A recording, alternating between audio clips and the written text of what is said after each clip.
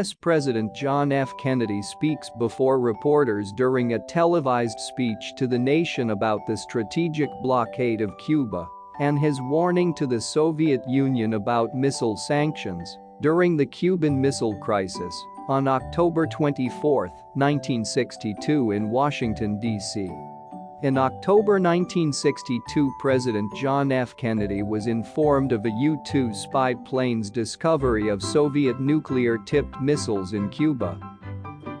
A spy photo of a medium-range ballistic missile base in San Cristobal, Cuba, with labels detailing various parts of the base, displayed October of 1962.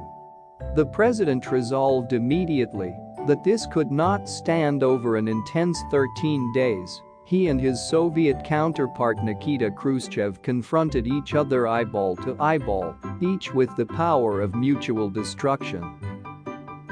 Evidence presented by the U.S. Department of Defense of Soviet missiles in Cuba. This low-level photo, made October 23, 1962, of the medium-range ballistic missile site under construction at Cuba's San Cristobal area. A line of oxidizer trailers is at center. Added since October 14, the site was earlier photographed are fuel trailers, a missile shelter tent, and equipment. The missile erector now lies under canvas cover. Evident also are extensive vehicle tracks and the construction of cable lines to control areas. A war would have meant the deaths of 100 million Americans and more than 100 million Soviets. A spy photo of a medium-range ballistic missile base in San Cristobal, Cuba, with labels detailing various parts of the base, displayed October of 1962. President John F. Kennedy meets with Air Force Major Richard Haser, left, and Air Force Chief of Staff, Gen. Curtis LeMay, center, at the White House in Washington to discuss U-2 spy plane flights over Cuba. Pausing at the nuclear precipice, President Kennedy and the group of advisors he had assembled, known as EXCOM, evaluated a number of options. After a week of secret deliberations, he announced the discovery to the world and imposed a naval blockade on further shipments of armaments to Cuba. A map of Cuba annotated by former U.S. President John F. Kennedy, displayed for the first time at the John F. Kennedy Library in Boston, Massachusetts, on July 13, 2005. Former President Kennedy wrote missile sites on the map and marked them with an X when he was first briefed by the CIA on the Cuban Missile Crisis on October 16, 1962.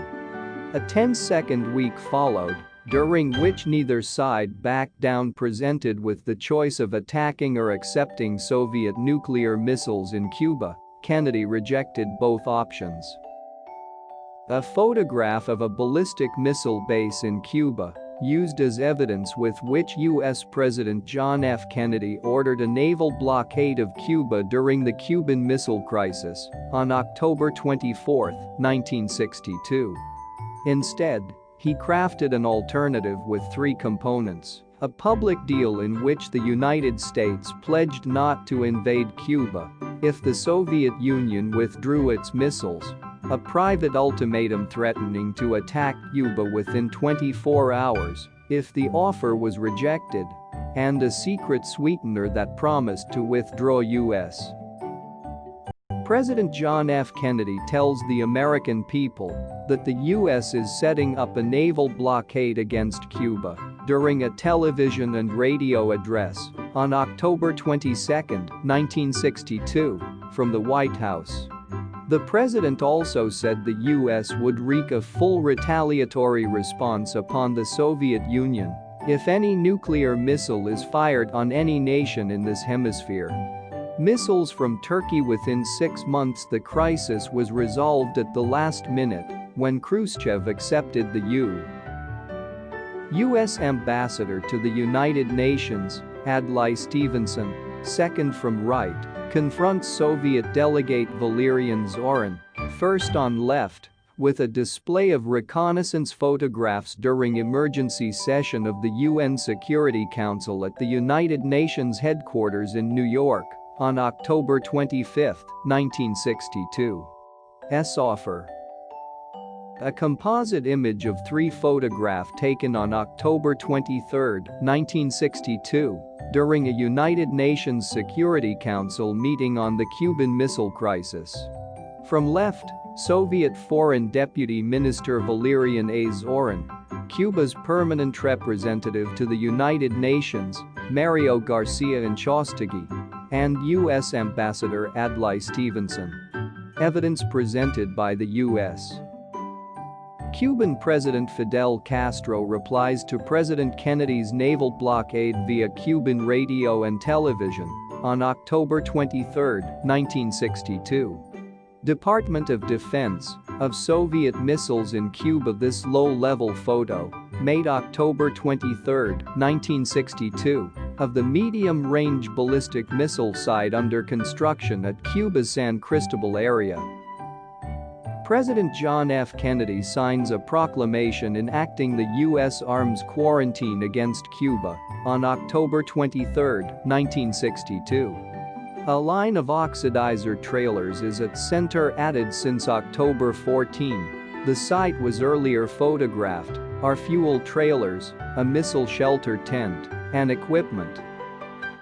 Picketers representing an organization known as Women's Strike for Peace carry placards outside the United Nations headquarters in New York City, where the UN Security Council considers the Cuban Missile Crisis in a special meeting on October 23, 1962. The missile erector now lies under canvas cover. Evident also are extensive vehicle tracks and the construction of cable lines to control areas. 2 soldiers sit in a sandy dugout beside a machine gun hold position on a beach on Key West, Florida, on October 27, 1962. The Cuban Missile Crisis stands as a singular event during the Cold War and strengthened Kennedy's image domestically and internationally. It also may have helped mitigate negative world opinion regarding the failed Bay of Pigs invasion. New Yorkers eager for news of the Cuban Missile Crisis line up to buy newspapers in October of 1962.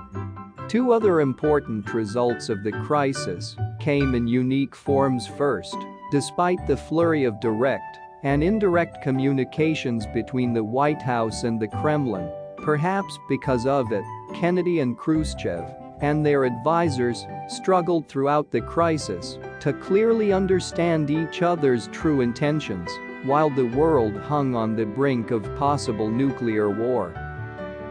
U.S. Navy surveillance of the first Soviet F-class submarine to surface near the Cuban quarantine line on October 25, 1962. In an effort to prevent this from happening again, a direct telephone link between the White House and the Kremlin was established. It became known as the Hotline. Second, having approached the brink of nuclear conflict, both superpowers began to reconsider the nuclear arms race and took the first steps in agreeing to a nuclear test ban treaty. Members of the Campaign for Nuclear Disarmament, CND, marched during a protest against the U.S. action over the Cuban Missile Crisis on October 28, 1962 in London, England. Photo credit, AP Photo US. U.S. Army anti-aircraft rockets, mounted on launchers and pointed out over the Florida Straits in Key West, Florida, on October 27, 1962. Defense Department.